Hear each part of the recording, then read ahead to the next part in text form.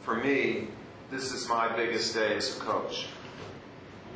You know, my mom was a cleaning lady and never went to high school. My dad was an elevator operator. You know, my grandparents came over on Ellis Island. You know, you all have your stories, and you should think about that, because you are not just playing for Kobe Bryant or LeBron James. You're playing for our country. That's an amazing opportunity that is only afforded a very few people.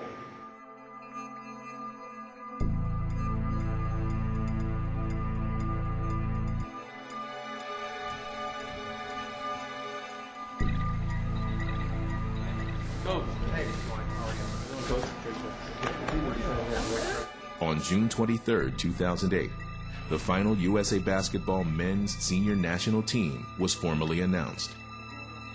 The 12 players selected for the honor of representing the United States in the 2008 Beijing Olympic Games are Carmelo Anthony, Carlos Boozer, Chris Bosh, Kobe Bryant, Dwight Howard, LeBron James, Jason Kidd, Chris Paul, Tayshaun Prince, Michael Redd, Dwayne Wade, and Darren Williams. The long process of forming the team had ended. Now, the goal of Olympic glory was finally in sight. We're proud, respectful, and we're committed.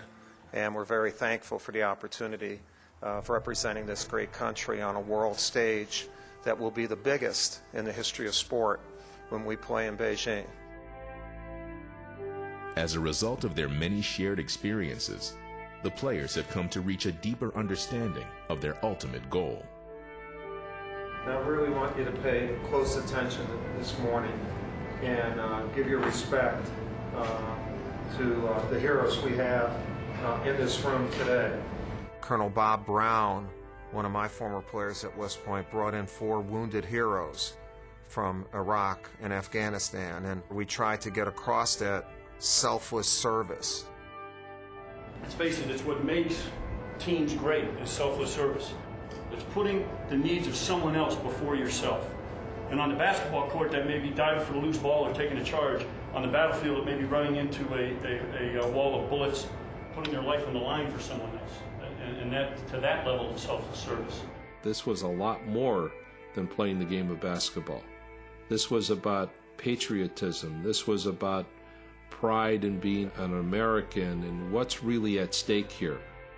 It's an honor for us to stand before you and work as a team to motivate a nation, essentially, is what we're doing. We're doing it on the battlefield, you guys are doing it on the court.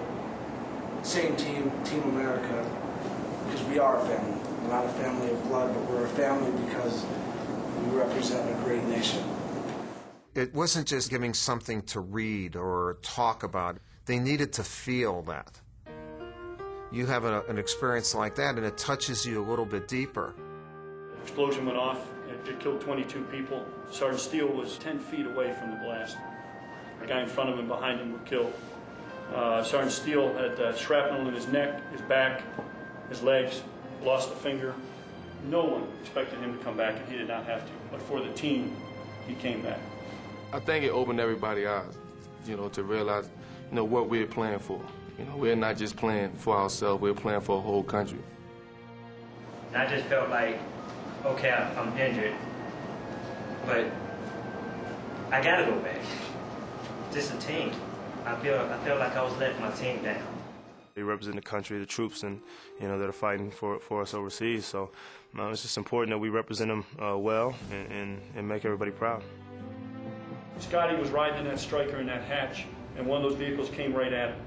Now, the natural instinct would be to drop down inside that armored vehicle, and you got a better chance. But that's not Scotty Smiley. He stayed up and kept firing at the vehicle. When he did that, when it exploded early, a piece of shrapnel came and hit him in the eyes. It looks like his eyes are normal. He does not have any eyes. They were taken out by that shrapnel that went through his head. He's got acrylic up for a portion of his skull. All of those wounded heroes, they wanted to go back and serve. The guys on our team were crying. you know, because they knew they were in the midst of people who took that selfless service to the highest level. I was over fighting, and I got a call in Iraq that Scotty Smiley wants to stay in. They didn't know what to do. We never had a guy who was blind try to stay in. You know, come on, this doesn't make sense. But he fought for staying in.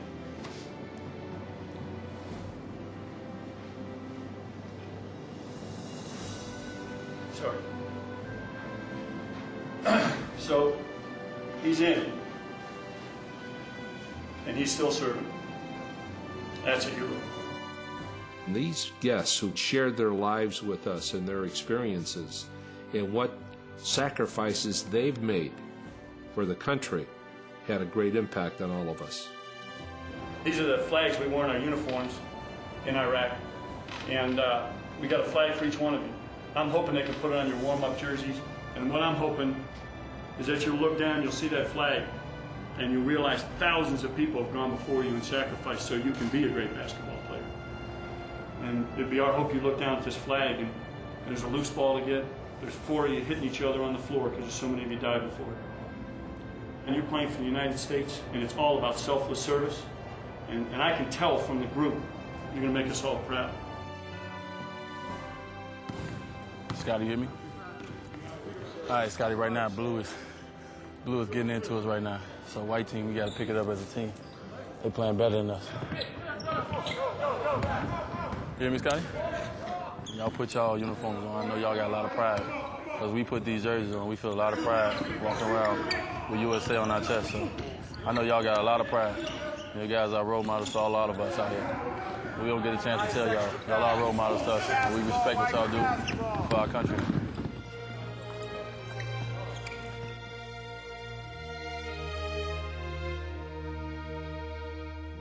It's not the Duke Blue Devils. It's not the Denver Nuggets or Cleveland Cavaliers. This is your country's team, and it's not winning an NCAA championship or the NBA championship. It's winning a championship of the world, the Olympics.